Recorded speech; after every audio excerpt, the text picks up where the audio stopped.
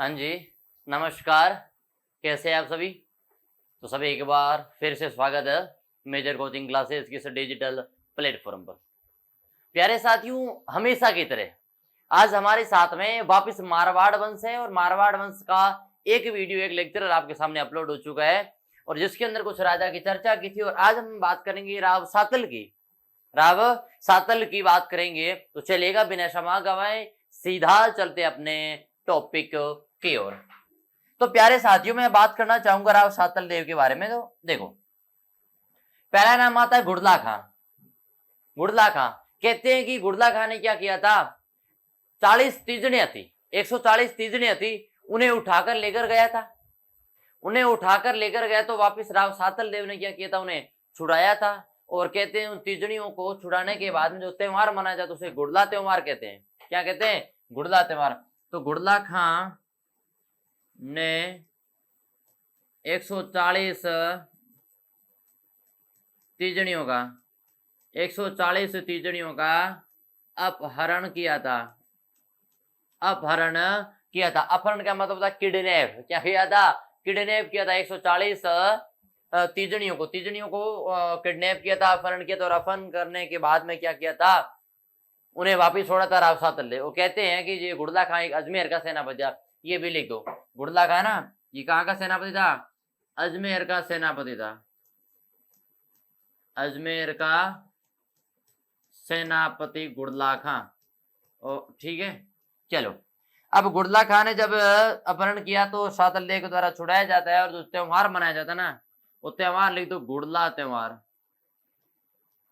कौन सा त्योहार? गुड़ला त्योहार मनाया जाता है।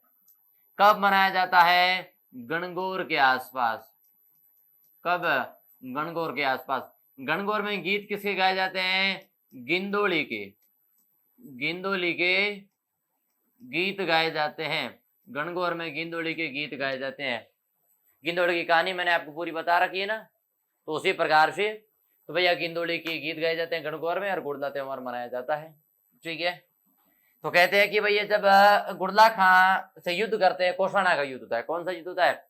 कोसाना का युद्ध। 1542 के आसपास ये युद्ध होता है। तो कोसाना 1452 में, माफ करना, 1452 में, 1452 के अंदर ये युद्ध होता है कोसाना का। और कोसाना युद्ध के अंदर कहा जाता है कि राव सातल देव ने गुड़ला खां का गला काटकर तीजड़ियों को दिया था। कहते हैं कि राव सातल भी इस युद्ध के अंदर क्या हो जाते हैं, वीर गति को प्राप्त हो जाते हैं। लेकिन 1492 में युद्ध कब होता है भैया? 1492 में। किन किन के मध्य होता है? राव सातल देव। राव सातल देव। राव सातल देव। सामने कौन है? ऑपोजिट पार्टी गुड़ला खां। कौन है? गुड़ला खां। कहते हैं गुड़ला खां का क्या किया था? सर काटा था। क्या किया था? सिर काटा था। और सातल देव युद्ध के अंदर क्या करते हैं? मारे जाते हैं। तो प्यारे साथियों देख लो, सबसे पहले गुड़ला खां के द्वारा 40 तीजड़ियों का क्या किया जाता है? अपहरण किया जाता है। और अपहरण करने के बाद में एक युद्ध होता है, कोसाना का युद्ध। उस कोसाना युद्ध के अंदर विजय कौन होते हैं? विजय राव सातल देव होते हैं। लेकिन मृत्यु भी राव सातल देव की होती है, क्योंकि जब राव सातल देव ने गुड़ला खां का गला काटा था तो पीछे से गुड़ला खां के सैनिक ने राव सातल देव का गला काटा था। यानी राजा दोनों मारे जाते हैं युद्ध के अंदर। राजा दोनों युद्ध के अंदर क्या करते हैं? मारे जाते हैं। चलो आगे चर्चा करते हैं। आगे बात करते हैं, एक राजा है राव मालदेव। राजा का नाम क्या है? राव मालदेव है। तो गुड़ला खां, सातल देव, ये घटना याद रखना, कोसाना का युद्ध और गुड़ला त्योहार। ठीक है। राव सातल देव कहते हैं इसके पिता थे राव गंगा। पिता थे राव गंगा। कुछ इतिहासकार कहते हैं राव गंगा अफीम की नशे में महल की अलमारी के ऊपर बैठे थे तो चक्कर आकर गिरने से उनकी मृत्यु हो जाती है। लेकिन कुछ इतिहासकार कहते हैं कि मालदेव ने उन्हें क्या किया था? धक्का दे दिया। जब राव गंगा थे, बालकनी में बैठे थे, तो पीछे से मालदेव आता कि हाय डैडी के, हाँ गुड बाय, मतलब धक्का दे देता है। तो राव मालदेव के भैया पिता कौन थे? पिता कौन थे? राव गंगा। राव गंगा इनके पिताजी थे। चलो, और कहते हैं पिता की क्या होती है भैया? पिता की अफीम खाकर अफीम खाकर महल के ऊपर गिरने से, महल के ऊपर से गिरने पर क्या होती है, मृत्यु होती है। लेकिन कुछ इतिहासकार कहते हैं कि भैया मालदेव ने धक्का दिया था, मालदेव ने धक्का दिया था, मालदेव ने धक्का दिया था। तो कहते हैं कि कौन सी है भैया, मारवाड़ का पहला पितरंता राजा, मारवाड़ का प्रथम पितरंता शासक कोई है तो कौन है भैया, ये चीज नोट करना, राव मालदेव है, राव मालदेव है। परगनों की बात करें तो देखो, जब ये राजा बना था, तो इसके पास में 2 परगने थे, लिख दो, राज्याभिषेक के समय 2 परगने थे, राज्याभिषेक के समय 2 परगने थे, राज्याभिषेक के समय 2 परगने थे। कौन कौन से परगने थे, पहला और दूसरा। पहला है जोधपुर वाला, पहला परगना जोधपुर का, दूसरा है सोजत का, और सोजत कहां पर है, पाली में। सोजत का क्या प्रसिद्ध है, मेहंदी, सोजत की क्या प्रसिद्ध है, मेहंदी प्रसिद्ध है। चलो, राज्याभिषेक के समय 2 परगने थे, 2 परगनों में पहला जोधपुर, दूसरा सोजत पाली। वो कहते हैं अपने संघर्ष के दौरान, अपने युद्ध मैदान और शक्ति के दौरान इसने क्या किया था, याद रखना, इसे 52 युद्धों का, इसे 52 युद्धों व 58 परगनों का, 52 युद्धों व 58 परगनों का विजय राजा घोषित किया है, विजय राजा कहा जाता है। 52 युद्ध और 58 परगनों का विजय राजा अगर कोई है तो राव मालदेव। 52 युद्ध और 58 परगने, ये दोनों चीज नोट करना। और कोई पूछ रहे राज्याभिषेक के समय इसके पास कितने परगने थे, 2, कौन सा, जोधपुर और सोजत। पाली की क्या फेमस है, मेहंदी, सोजत की, ठीक है। चलो आगे बात करते हैं। कहते हैं अब देखो, इसके ये एक महान शासक हुआ करता और मारवाड़ के एक शक्तिशाली राजाओं के अंदर गिना जाता था। मारवाड़ के शक्तिशाली राजाओं के अंदर जब गिना जाता था तो कहते हैं कि इसका संबंध देखना जरूरी हो गया। उस समय मेवाड़ था, बीकानेर था, और उस समय दिल्ली का सुल्तान था शेरशाह सूरी, और हुमायूं, दोनों के बीच में संघर्ष चल रहा था। जब दोनों के बीच में संघर्ष चल रहा था तो दोनों के साथ संबंध दर्शाने जरूरी होगी। तो अभी बात करते हैं मेवाड़ के साथ उसके संबंध कैसे रहते हैं। मेवाड़ के साथ संबंधों की बात करें प्यारे साथियों, तो देखो, पहली बात ये सामने आती है, पहली बात ये कही जाती है कि भाई राणा सांगा के साथ इसके संबंध कैसे थे। आपने युद्ध के सुना होगा, इतिहास के अंदर एक खानवा का युद्ध होता है। कौन सा युद्ध, खानवा का युद्ध। उस खानवा युद्ध के अंदर बाबर के खिलाफ राणा सांगा की अगर कोई सहायता करता है, मारवाड़ से कौन करता है, राव मालदेव करता है, अपने बेटे कल्याण मल के साथ सेना भेजता है। देखो, बाबर के खिलाफ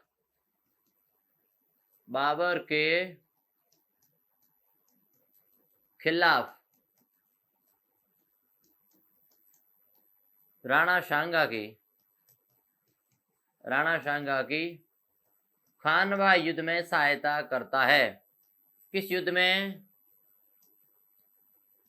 खानवा युद्ध में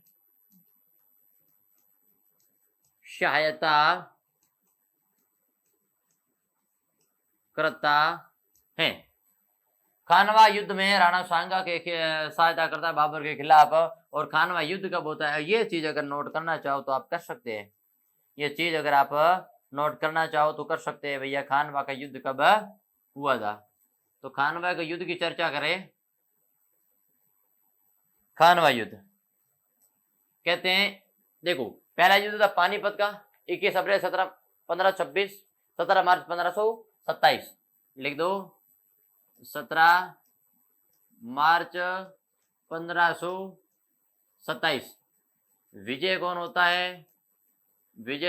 है, बाबर होता है, बाबर।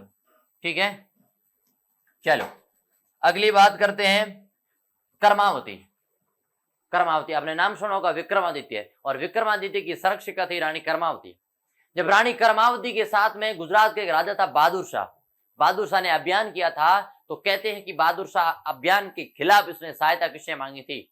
हुमायूं से सहायता मांगी थी। हुमायूं सही समय पर नहीं पहुंचने के कारण कर्मावती ने क्या किया था? जौहर किया था। तो ये बात देख लो, कर्मावती की बात करें। चलो कर्मावती की बात में पहली बात, रानी कर्मावती है ना, हाँ ये लिख दो, विक्रमादित्य की माता व संरक्षिका। विक्रमादित्य की माता व संरक्षिका, संरक्षिका। और कहते हैं कर्मावती ने गुजरात का राजा कौन था? बहादुर शाह। गुजरात के राजा बहादुर शाह के खिलाफ हुमायूं से सहायता मांगी। हुमायूं से सहायता मांगी। तो इस युद्ध के अंदर अगर कोई सहायता करता है ना, इस युद्ध के अंदर गुजरात के बहादुर शाह के खिलाफ अगर कोई सहायता करेगा ना, इसके खिलाफ सहायता अगर किसी ने की है तो किसने की है? राव मालदेव ने की है। किसने की है? राव मालदेव ने सहायता की है। किसकी की है? कर्मावती की। संरक्षिका किसकी है? विक्रमादित्य की। माता किसकी है? विक्रमादित्य की। चलो अगली बात करते हैं उदय सिंह के साथ में। आपने नाम सुना होगा उदय सिंह, और उदय सिंह के खिलाफ नाम सुना होगा एक बनवीर। कौन था? बनवीर। दासीपुत्र बनवीर को युद्ध के अंदर पराजित करने में सहायता अगर किसने किया है तो किसने की है? मालदेव ने की। तो लिख दो, बनवीर के खिलाफ राणा सांगा उदय सिंह की सहायता। बनवीर के खिलाफ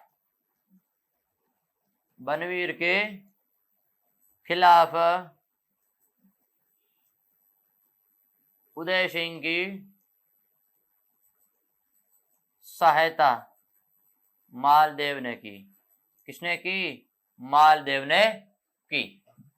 तो मेड़ता से अभी तक के संबंधों की बात करें तो अच्छे रहे भाई। देखो, एक तरफ सांगा की सहायता करता है बाबर के खिलाफ कानवा युद्ध में, दूसरी विक्रमादित्य की संरक्षिका माता कर्मावती की सहायता करता है, तीसरी उदय सिंह की सहायता करता है बनवीर के खिलाफ। तो ये संबंध कैसे रहे?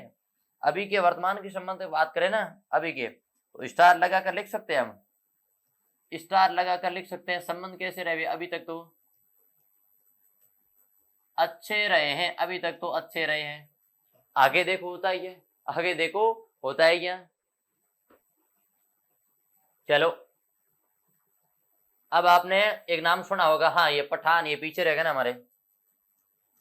ये पठान की जो बात है ना, ये पठान वाली बात बड़ी इंपॉर्टेंट है। पठान और उदय सिंह, पठान और उदय सिंह। कहा जाता है कि राव मालदेव के खिलाफ उदय सिंह ने एक पठान की सहायता की थी। उदय सिंह ने एक पठान की क्या की थी? सहायता की थी। जब पठान की सहायता उदय सिंह ने की तो पराजित कौन होता है? मालदेव। लेकिन उदय सिंह क्या करता है? पठान से एक महिला की मांग करता है। उसकी एक दासी थी, नृत्यांगनी थी, बड़ी खूबसूरत थी, मन बहलाने वाली थी। तो मन बहल गया उदय सिंह का, और उदय सिंह ने पठान से कह दिया कि भैया बाकी सब ठीक है, वो महिला मेरे दरबार में भेजे। पठान ने कहा ना ना ना, ये गलत बात है। महिला भेजना यानी कि पठान की क्या करना? इंसल्ट है। उदय सिंह ने कहा मुझे चाहिए वो। पठान ने सहायता किससे मांगी? मालदेव से। मालदेव उच्च एक महान कोटि का कूटनीति का राजा था। इसने अच्छे से मौके की तलाश की और वो का मौका मिल गया उदय सिंह के खिलाफ। उसने पठान की सहायता की उदय सिंह के खिलाफ, और उदय सिंह को क्या करता है? पराजित। तो ओवरऑल उदय सिंह को पराजित किया, एक समय उदय सिंह की सहायता करता है और एक समय उदय सिंह को पराजित करता है। यानी कि यहाँ पर क्या होते हैं? संबंध क्या होते हैं? खराब होते हैं। संबंध क्या हो जाते हैं? खराब हो जाते हैं। ठीक है, चलो आगे अगली बात करते हैं। बीकानेर के साथ संबंध कैसे हैं वो दर्शाते हैं। बीकानेर के साथ में संबंध कैसे? उस समय याद रखना, बीकानेर में एक राजा हुआ करता था राव जेत सिंह। कौन सा? रावजेतसी। तो मालदेव ने एक सबसे बड़ी भूल की थी इतिहास के अंदर, मालदेव की असफलताओं में। पहली भूल थी, इसने अपने पड़ोसियों के साथ आजीवन संघर्ष किया था।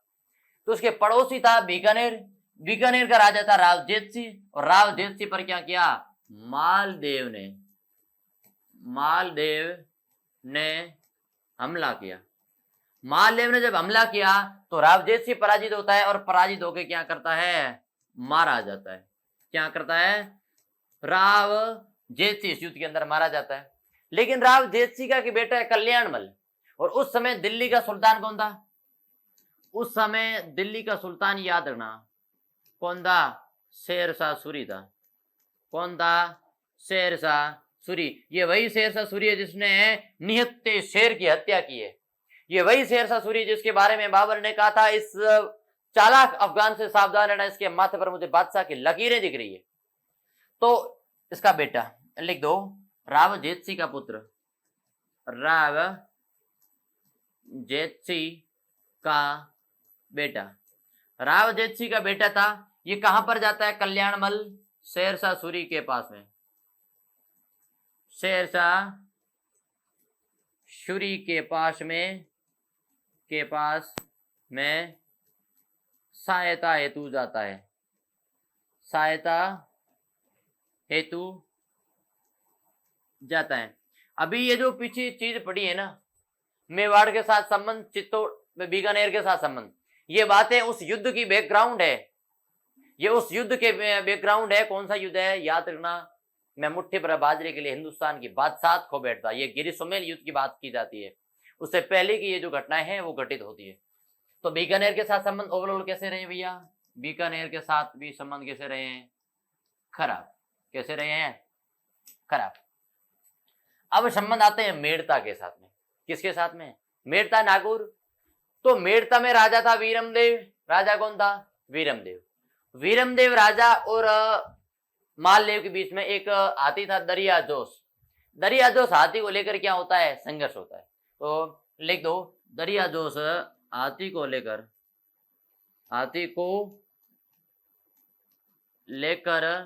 क्या होता है, संघर्ष होता है, युद्ध के मैदान में उतर जाते हैं। इतना ही ध्यान रखना। ओवरऑल इनका भी संबंध अगर देखे तो कैसा रहा है भैया, खराब। यानी कि अपने पड़ोसी जितने भी क्षेत्र थे, अगर बात करें इस क्षेत्र की, भाई बात करें इस, अगर यहां की बात करें तो इसके अंदर अगर मुख्य चर्चा करें, ये जो मारवाड़ का क्षेत्र है, ये इस क्षेत्र के अंदर इसने बीकानेर से संघर्ष लिया है। किससे, बीकानेर से संघर्ष ले लिया है। मेड़ता नागौर से संघर्ष ले लिया है, ठीक है ना। और इसने क्या किया है, मुगलों से संघर्ष ले लिया है। किससे, मुगलों से संघर्ष ले लिया है। ओवरऑल जितने भी पड़ोसी क्षेत्र थे उसने क्या किया है, दुश्मनी मोल ले ली। अगली बात करते हैं, मुगलों के साथ में संबंध कैसे रहे होंगे। अब इस समय अगर मुगल शासक की बात करें तो कौन था, हुमायूं। अर्थ होता है भाग्यशाली, लेकिन इसके जैसा भाग्यशाली कोई नहीं था। कहा जाता कि हुमायूं ने अपने ही अनारकली के अंदर गिर के, अपने बनाए दिन बनाए पुस्तकालय से गिर के मृत्यु होती है। और कहते हैं 180 सीढ़ियों से गिर के मरा था, और इतनी बुरी तरह से मरा था कि उठने की, तो जब नीचे गिरा तो लगा कि ये हड्डी यहाँ पर आ गई और ये हड्डी यहाँ पर आ गई है। 180 सीढ़ियों के ऊपर से गिरा, अपने ही कपड़ों में उलझ कर। चलो, उस समय था हुमायूं, और हुमायूं शेरशाह से 2 युद्ध में पराजित हो चुका है। कौन सा, चौसा का युद्ध। कौन सा युद्ध में, चौसा प्लस में युद्ध होता है एक बिलग्राम का। चौसा और बिलग्राम युद्ध में शेरशाह सूरी से पराजित हो चुका था। शेरशाह सूरी से पराजित हो चुका था। तो शेरशाह सूरी चौसा 1539, बिलग्राम 1540। अब 2 युद्धों में शेरशाह सूरी से ये पराजित हो चुका है, तो अब आगे कहा जाएगा, आगे सहायता के लिए। उस समय शासक सबसे शक्तिशाली कौन था, राजस्थान के अंदर, राजपूतों के अंदर मालदेव था। मालदेव ने शेरशाह सूरी के खिलाफ सहायता के लिए पत्र लिखा था, किसे, हुमायूं को। हुमायूं उस समय एक भ्रांति में था कि उसके भाई सहायता करेंगे। कामरान अस्करी और हिंदाल उसके भाई थे। उसने कहा मेरे अगर भाई सहायता करेंगे तो मैं आसानी से दोबारा दिल्ली का सुल्तान बन जाऊंगा। लेकिन भाइयों ने सहायता शुरुआत में की थी, बाद में मना कर दिया, बाद में मना कर दिया। क्योंकि उस समय क्या होता है, उसका एक भाई था कामरान, नाम क्या है, अब ये घटना देखना, कामरान, कामरान का एक गुरु है, कामरान के गुरु की बेटी, मीर बाबा दोस्त है ना, वो छोड़ दो, कामरान के गुरु की बेटी है 9 साल की। आप घटना देखना, कितनी साल की है, 9 साल की। हुमायूं कितने साल का है, 33 साल का। कितने साल का, 33 साल का। जब देखा तो पहली नजर में प्यार हो गया, लव एट फर्स्ट साइट। देखते ही हुमायूं ने कहा किसे करूंगा, विवाह करूंगा। तो कामरान ने कहा मेरे गुरु भाई यानी तेरे भाई, तेरे भाई की बेटी यानी तेरी क्या हो गई, भाई की बेटी मतलब तेरी बेटी जैसी होगी। उसने कहा बेटी बेटी कुछ ना है, मेरे को वो तो चाहिए। 9 साल की लड़की के साथ में विवाह कौन करता है, हुमायूं करता है। तो उसका भाई नाराज हो गया, भाई नाराज हुआ तो सभी भाइयों ने सहायता करनी बंद कर दी। तो इसे वापिस याद आई किसकी, मालदेव की। उसने कहा मालदेव से सहायता मांगता हूँ। वो कहते हैं इस लड़की से अमरकोट के राजा वीर साल के यहाँ पर अकबर का जन्म होता है 15 अक्टूबर 1542 में। तो कहते हैं कुछ अकबर को भी क्या करते हैं, उसका भाई था कामरान अस्करी और हिंदाल ने क्या किया था, उल्टा लटका था किले ऊपर, वो एक बार के लिए छोड़ो। और कहते हैं कि जब भाई नाराज हो गए तो सब वापिस याद किसकी आ गई थी, मालदेव की याद आई थी। किसकी, मालदेव की। और कहते हैं कि हुमायूं ने पत्र लिखा मालदेव को और अपने 3 राजदूत भेजे। जब 3 राजदूत हुमायूं के पास भेजे, हुमायूं ने भेजे शेरशाह सूरी किसके पास में, मालदेव के पास। अब मालदेव ने क्या किया उस समय, देखो जैसे पहला, दूसरा और तीसरा, ये 3 भैया आए राजदूत। जब 3 राजदूत आए हैं तो उस समय शेरशाह सूरी का राजदूत किसके पास आया हुआ था, मालदेव के पास में। शेरशाह सूरी का, शेरशाह सूरी का एक राजदूत आया था किसके पास में, मालदेव के पास में। जब 2 नंबर का कर्म था ये 2 नंबर का कर्म वाला जब आया तो उसने कहा, वापिस जाके हुमायूं से कहा कि बाकी सब तो ठीक है। मालदेव ने कहा मैं सहायता कर लूंगा, लेकिन एक बात जो खटक रही मेरे मन में, क्या गए, शेरशाह सूरी का भी एक राजदूत आया हुआ था जिसे अलग कमरे में ले जाकर बात की गई और बाद में कहते हैं कंधे पर हाथ देकर दोनों आए। यानी हुमायूं को शक हो गया, हुमायूं ने सोचा ये मेरे साथ धोखा कर रहा है, भाई धोखा कर रहा है। तो मालदेव वास्तव में धोखा नहीं करना चाहता था। हुमायूं के मन में कटाक्ष पैदा हुई, हुमायूं ने क्या किया, सहायता के लिए वापिस नहीं आया। तो ओवरऑल मुगलों से संबंध भी कैसे रहे भैया, खराब रहे। मुगलों से संबंध कैसे रहे हैं, खराब। अब इसने शेरशाह सूरी के खिलाफ षड्यंत्र रचे थे कि भैया कहां पर, मेड़ता में, बीकानेर में और मेवाड़ में शेरशाह सूरी के खिलाफ रहा मुगलों से। तो ओवरऑल किससे अब युद्ध होगा, शेरशाह सूरी से युद्ध होगा। चलो शेरशाह सूरी से संघर्ष करते हैं। तो एक युद्ध होता है गिरी सुमेल का युद्ध।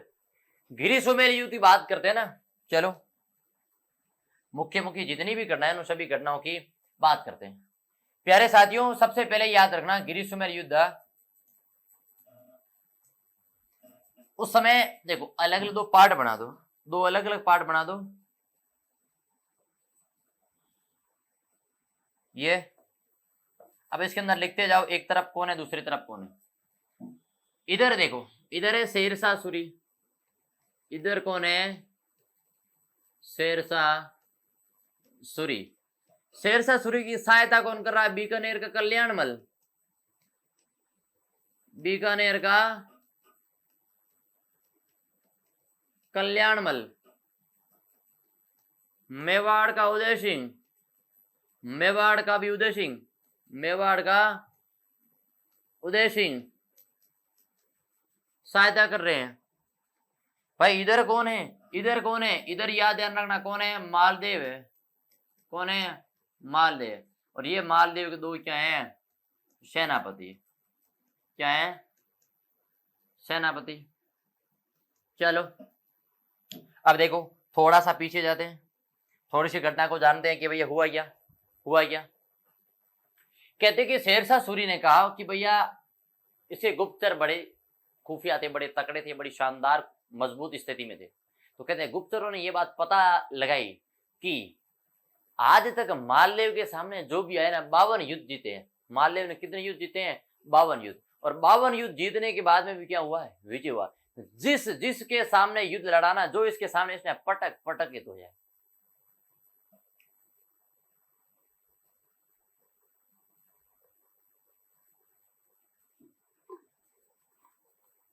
अब देखो, इसने कहा कि मालदेव के सामने आज तक 52 युद्ध हुए और 52 युद्धों के अंदर मालदेव क्या है, मैंने शुरुआत में बताया ना, 52 युद्ध और 58 परगने, 52 युद्ध और 58 परगनों में विजेता।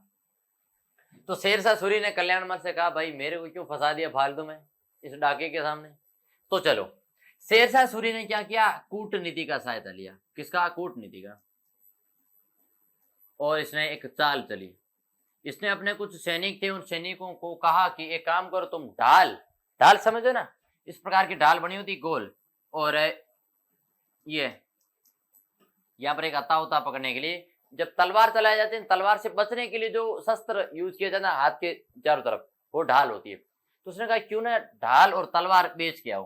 किसके, किसके डेरे में, मालदेव के डेरे में। सेनापति कौन थे, जेता और कुंपा। तो कहते हैं शेरशाह सूरी ने अपने दास भेजे, सैनिक भेजे, और उसको कुछ 2 पत्र लिखे, 2 लेटर भेजे, 2 पत्र भेजे, और कहा कि ये पत्र वहां पर डालना, लेकिन नजर केवल मालदेव की पड़नी चाहिए, पता नहीं लगना चाहिए। ठीक है, उसने कहा ठीक है, हो जाएगा काम। उसके सैनिक जाते हैं मालदेव के डेरे में और कहते हैं भैया ढाल ले लो, ढाल ले लो। तो युद्ध के समय सभी को ढाल चाहिए। तो कुछ ने कहा भैया मेरे को 150 दे दो, उसने कहा 200 दे दो, ढाल ली। लेकिन जब खड़े हुए तो उसने क्या किया, वो 2 लेटर मालदेव की आंखों के सामने डाल दिए, लेकिन ये पता नहीं चला कि भाई ये इन्होंने डाले, इन्होंने, लेकिन किसके लिए डाले ये पता नहीं। उसके अंदर इस प्रकार से लिखा हुआ था कि जेता और कुंपा, क्या हमारी डील डन है, क्या हमारी वादे और संधि के अनुसार क्या तुम मालदेव को गिरी सुमेल में, मालदेव को कहां पर, गिरी सुमेल में, मालदेव को गिरी सुमेल में कहां पर है, पाली के अंदर, गिरी सुमेल के अंदर क्या तुम कैद करने के लिए तैयार हो।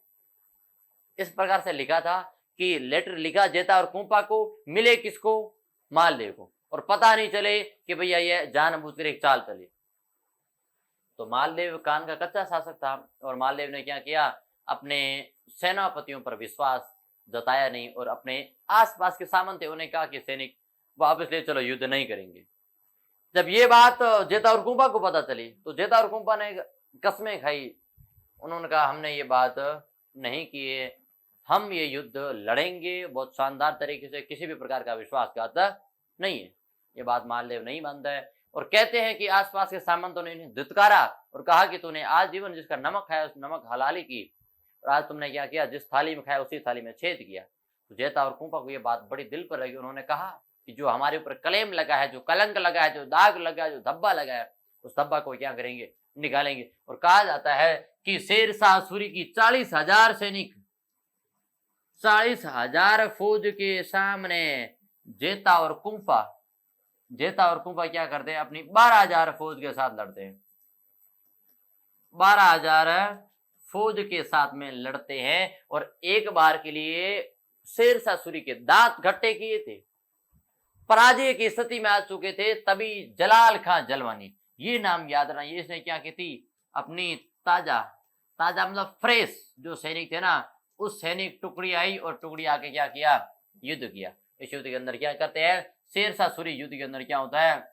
विजय होता है और जेता और कुंपा क्या होते हैं, मारे जाते हैं। जेता और कुंपा क्या करते हैं, मारे जाते हैं। और शेरशाह सूरी ने बाकायदा इस युद्ध की विजय के बाद में ये कहा था कि मैं मुट्ठी भर बाजरे के लिए हिंदुस्तान की बादशाह खो बैठता, मुट्ठी भर बाजरे के लिए हिंदुस्तान में क्या करता, बादशाह खो बैठता। और फिर जेता और कुंपा क्या होते हैं भैया, पराजित होते हैं, मारे जाते हैं, 12,000 सैनिकों के साथ में क्या करते हैं, शहीद हो जाते हैं। यानी कि अगर सोचो 12,000 सैनिकों ने मालदेव की सेना के दांत, शेरशाह सूरी के सैनिकों के दांत खट्टे कर दिए। अगर मालदेव अपने पूरे सामंतों के साथ में युद्ध लड़ता तो बाकायदा इस युद्ध के अंदर दिल्ली के सुल्तान शेरशाह सूरी को बड़ी आसानी से पराजित कर दे। ठीक है, ये हो गया गिरी सुमेल युद्ध। चलो अगली बात करते हैं रानी उमादेव। रानी उमादेव इतिहास के अंदर रूठी रानी के नाम से फेमस रानी उमादेव की कहानी जानते हैं और फिर इस क्लास को विराम देते हैं।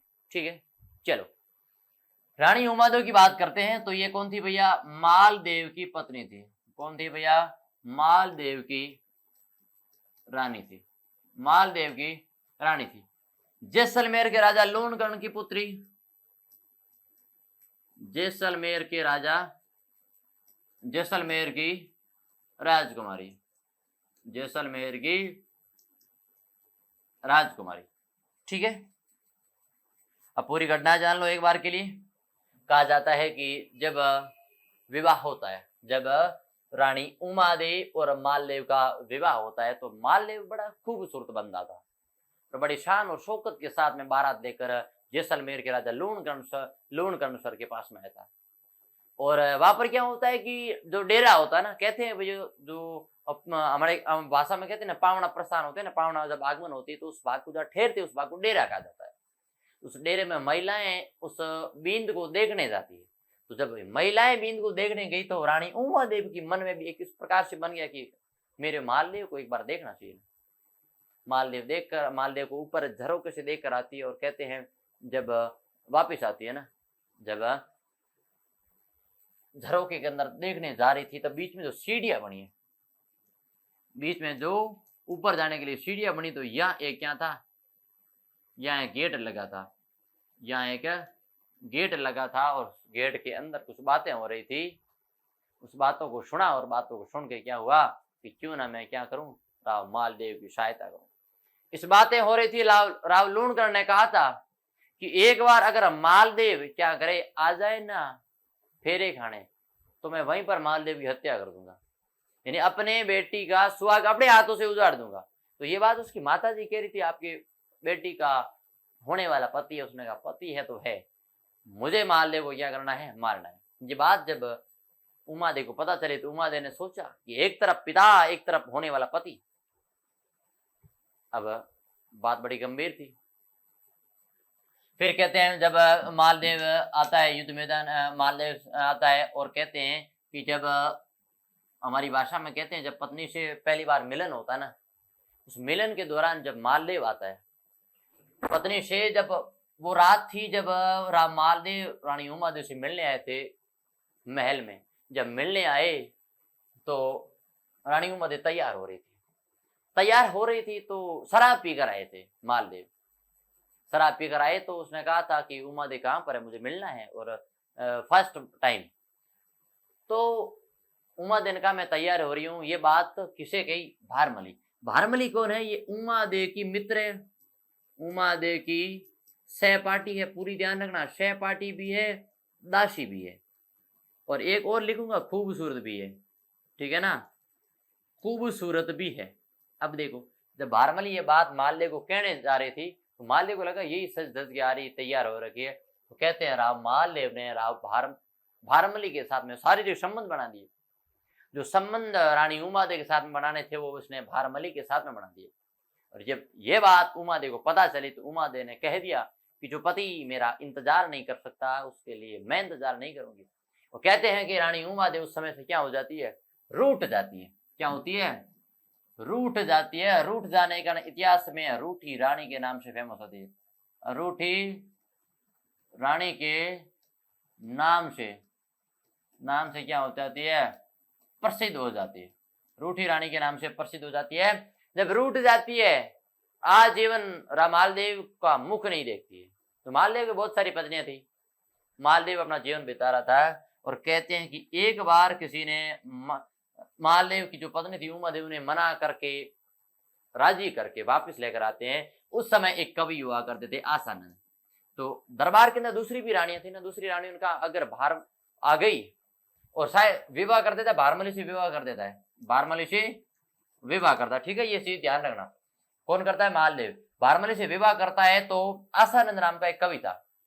जब उमादेव वापिस आती है ना तो गेट के सामने आसानंद कहानियों के माध्यम से ये कहता है कि मान रखे तो पिव तज, पिव रखे तो मान। इसका मतलब होता है मान चाहिए तो वापिस चले जा और पति चाहिए तो आ जा। इसका मतलब समझे कि अगर मान रखे तो पिव तज, पिव रखे तो मान, कि अगर पति चाहिए तो भाई आ सकती है, लेकिन अगर मान और सम्मान चाहिए तो वापस चले जा। जो एक बार इतिहास आप रूठ गई हो, मना आप आजीवन मालदेव का मुख नहीं देखना चाहती थी और अब अगर मालदेव का मुख देखोगे तो ये बात तो सही नहीं है। तो ये बात सुन के उमादेव वापिस चली जाती है, उमादेव वापिस चली जाती है। अब देखो, अब ये चीज नोट करना, ये कोटड़ी कौन है, कोटड़ी। तो एक बार ये भारमली ना, ये भी कहाँ की भैया, ये भी कहाँ की है, जैसलमेर की। भारमली भी कहाँ पर है, जैसलमेर की। आसमान में बिजली कड़क रही थी और भारमली टकटकी नजरों से जैसलमेर के किले की ओर देख रही थी। ये बात जब मालदेव ने देखा तो मालदेव ने कहा, क्यों भारमली, जैसलमेर की याद आ रही है? उसने कहा बिल्कुल, तो क्यों ना एक जैसलमेर का दौरा किया जाए।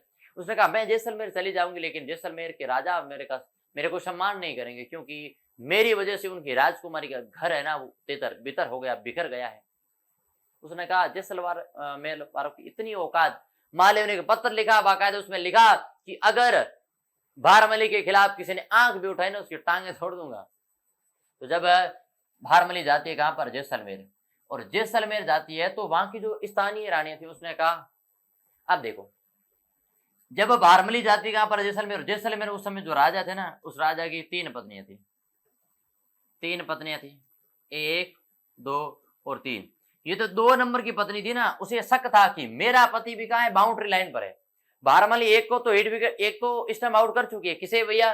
मालदेव को। अगली बारी मेरे पति की है, मेरे पति बाउंड्री पर है, कभी भी कैच आउट और छक्का वो लग सकता है। तो उसने कहा ठीक है, इसे डर था कि मेरा पति भी क्या कर सकता है, भारमली के डोरा डाल रहा है। और ये बात सही नहीं थी। जब इसने अपने भाई को बुलाया, कोटड़ी का राजा भारमल, बागा भारमल, बागा। कोटड़ी का राजा कौन था? बागा।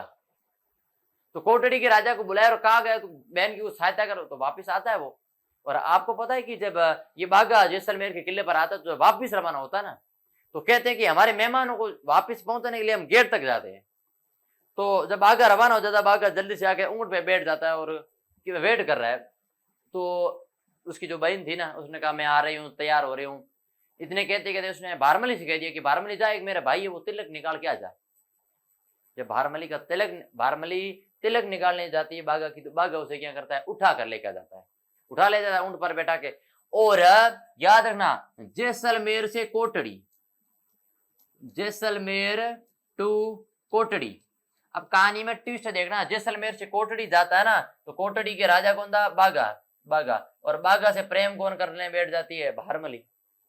बागा से प्रेम कौन कर लेती है? भारमली। बागा, दिल बना लो, पता चल जाएगा, ठीक है ना। बागा प्रेम किसके साथ में भैया? भारमली। अब दोनों के बीच में प्रेम हो जाता है और वहीं पर रहने लगते थे। अब पीछे मालदेव बच गया, मालदेव के पास ने उमा दे बची ने भारमली बची। तो मालदेव को पता चला उस समय भाई जो दो है कौन बोल रहा था बाहर खड़े खड़े, मान रखे तो पिव रखे, पिव रखे तो मान। उसने कहा कौन था? आसानंद। कौन था? आसानंद। आसानंद को भेजो, जाओ भारमली को लेने। आसानंद जाता है भारमली को लेने, कहां पर? कोटड़ी में। और कोटड़ी में कहा जाता है कि बागा ने इतनी भारमली और बागा ने मिलकर आसानंद की इतनी सेवा की थी, कहते हैं रास्ते में अलग खाना, डिनर, लंच, पैर दबाना, सलाम करना, पैर झुकना। तो आसानंद का रहने दो, अपने वहां नहीं जाते, अपने यही ठीक है, अच्छा खासा मान मिल रहा है, हम यहीं रहते हैं। तो कहते हैं आसानंद क्या करते हैं? वहीं पर ठहर जाते हैं। आसानंद कहाँ जाते हैं? कोटड़ी जाते हैं। कहां पर? कोटड़ी जाते हैं। और कोटड़ी जाकर क्या करते हैं? ठहर जाते हैं। अब वापिस मालदेव का एक और आदमी चला गया, मालदेव की 2 पत्नियां चली गई और उसको कभी भी जरा जाता है। और कुछ इतिहासकार कहते हैं आसानंद पाकिस्तान में जाता है और वहां पर एक राजा के दरबार में रहता है। उस राजा कहता है कि तुम हर बार बागा की इतनी बातें क्यों करते हो? उसने कहा बागा आदमी ऐसा है, तो क्यों ना इसका जो आसानंद का एक पोता था, आसानंद के पोता को कहा गया कि अगर तेरा दादा एक पूरी रात बागा का नाम नहीं रटे, बागा कोई मंत्र ना बोले, कोई श्लोक ना बोले, कोई लोकोक्ति, कोई कहानी, कोई बात ना बोले, तो मैं तुम्हें हर मिनट का एक चांदी का, एक सोने का सिक्का दूंगा। उसने कहा ठीक है, ये बात आसानंद को पता है। आसानंद मैं ट्राई करता हूँ। और कहते हैं 3 मिनट के बाद में, कितनी? 3 मिनट बाद में आसानंद वापिस बागा की कहानी बोलने लग जाता है। ओवरऑल कहा जाए तो मालदेव के हाथों से भारमली गई, उमा दे गई और आसानंद भी गए। तो ये थी बागा और भारमली की कहानी और रानी उमा दे रूठी रानी की कहानी। तो चलेगा साथियों, मिलते हैं नेक्स्ट सेशन के अंदर और इसी तरह शानदार और जीरो लेवल से पढ़ेंगे। तब तक हंसते रहिए, मुस्कुराते रहिए, गुनगुनाते रहिए। जय हिंद, जय भारत।